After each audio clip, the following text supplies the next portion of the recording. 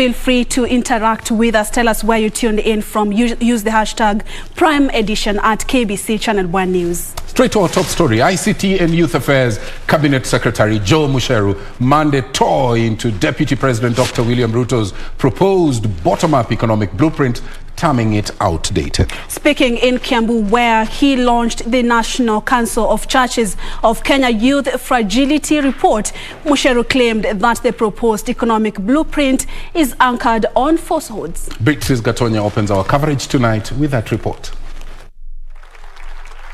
Saying he's a student of economics, the ICT and Youth Affairs Cabinet Secretary said the successful economic uplifting of the populace cannot be carried out with outdated solutions. That some of these far-fetched economic fantasies are anchored on falsehoods, sprinkled liberally with proclamations of sanctity by leaders who should know better. Mucheru called on the youth to be wary of leaders who are promising them solutions that he termed as analog as part of a new economic blueprint. Your time is now. Take advantage of your numbers to make the difference in this country.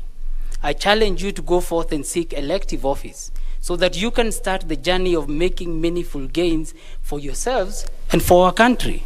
The CS at the same time hit out at the clergy that he said are allowing politicians to use the pulpit to spread falsehoods and advance their political agenda.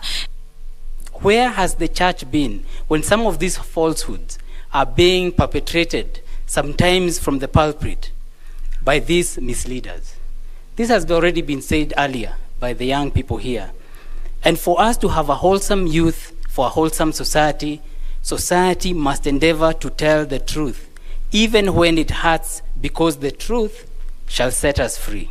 In reference to the defeat of the BBI appeal, Mucheru also took a swipe at the judiciary, accusing it of engaging in activism that he says is killing the dream of the ordinary Kenyan. We were planning to ameliorate some of these hardships by pledging to shift more resources mashinani through the BBI initiative. But it wasn't to be. Judicial activism took care of that. Yet we saw some leaders fervently thanking God the Father for the adverse court ruling. It is a classic case of not seeing the forest for the trees.